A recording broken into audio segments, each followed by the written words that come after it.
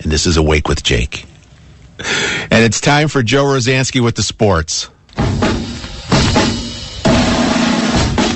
White Sox! White Sox! Go, go, White Sox! Let's go, go, go, White Sox! We're with you all the way. You're always in there fighting and you do your best. We're glad to have you out here in the Middle West. We're gonna root 6:23, time for Joe Rozanski. Hey, Joe. Good morning, Jay. I love this song. Well, the Sox are honoring you. They hit home runs in 11 straight games now. Wow. Won again last night. Our second-place White Sox. They beat Cleveland 9-3. And Cleveland's leading the division, correct? They are the first-place team. So now why did I have to tell you that? Well, because you didn't know that if the Sox win today and tomorrow, they'll be in first place. Now, are you sure? Well, they'll be theoretically a half game behind. Well, then But they're that's not. only- Well, but then they're that's not. only because- But then they're not tied for first. Then Well, are that's they? because Cleveland will have played more games. Well, but they're not in first. Well, they've played more games, Well, it doesn't really matter what they played. They're not in first. but they're virtually tied. Here, virtually tie this. Anyway, Ooh, that was a big one. who's taking the mound today for the Sox? I'm sorry? Who is pitching today for the Sox? Today's pitcher should be Jake Peavy. Jake Peavy. Mm-hmm. He'll be pitching against Derek Lowe, a formidable pitcher for Cleveland. Should be a good game. Are there any seats available? You know, I think there's a few still left. Yes! Yes! Yes! Yes! I remember back the 57 White Sox where there were seats available at the old Comiskey. Yep, you can walk up and probably get your own seat anytime you want. Yeah.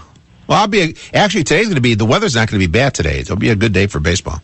It should be. I mean, you know, speaking of attendance, that's kind of been the one disappointing thing, but it always seems to be disappointing on the south side. They only drew like 21,000 last night. Now, is that attendance, is that more disappointing than the poor production out of the number 2 hitter spot? I'm sorry. What am I talking sports for? For the Cubs or the Sox. Anyway, move on. How about those Cubs? Well, we've gone a whole week and the Cubs still haven't won. And Tom Ricketts is still apologizing. He's on the apology tour. He should get together with Marion Barry. Marion Barry is in a town with a better baseball team, though. Yes, he is. But the Cubs have lost 10 in a row. That's not good. It's the first time since I don't know if you remember this. Back in 1997, the Cubs lost 14 games to start the season. Well, this is their longest losing streak since then. Now, people think they could have beat Houston. They didn't. I thought they could have beat Houston. And people thought they could beat Pittsburgh, but they didn't. Well, it's still only fresh in the weekend. You have more games to play. What do you do if you're Ryan Dempster? This guy has pitched. He hasn't won since last August. You think, oh, he's a bad pitcher. You know, he's old. We should get rid of him.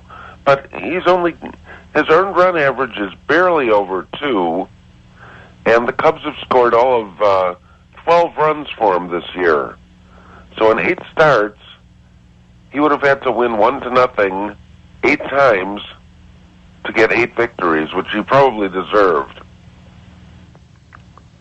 So you have to try to figure out how to get him in there to I mean, wouldn't you think your other favorite team, the Yankees, would want him for the stretch run? Speaking of the Yankees, how'd the Yankees do last night? Oh, you made me stay up late. Yankees win. The Yankees win. The Yankees considered their mastery over Oakland. They beat them 6-3. And Derek Jeter only needs 2 more hits, and he will become tied with George Brett at number 15 for career hits.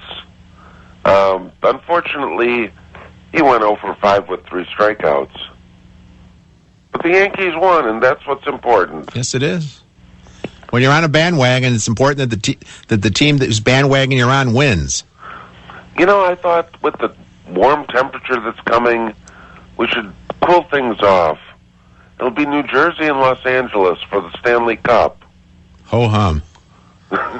Okay, move on from that. And Montreal hired, I don't know if you remember him, ex-assistant GM Rick Dudley. He was here during the Dale Talon years.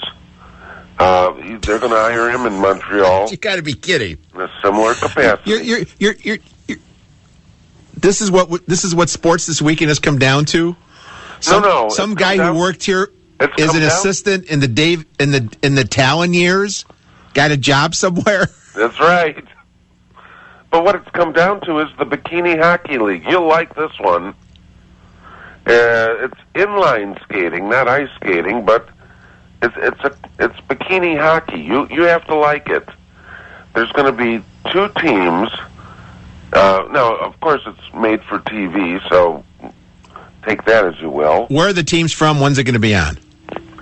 They're auditioning people as we speak, but 2 teams are going to live in a mansion, and you don't have to have any ability to skate.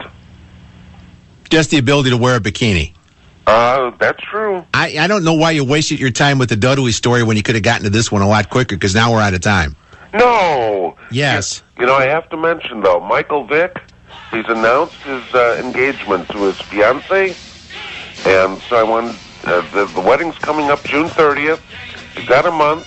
The couple's registered at Macy's, Bloomingdale's. Hold up, Patrick. Hold the song for a second. We can't have you talking over the Yankee song, Joe. It's time to say goodbye. Bye-bye, Joe. Take care, Jake. Hit the song. Show a little respect. Here come the Yankees. Let's get behind and cheer the Yankees. That was Joe Rozanski, our sports guy. He's probably pissed at me again. Everyone knows they play to win. 'Cause they're gonna do 6:30 back after this in 89 WLS. Sit back, relax, strap it down. 89 WLS.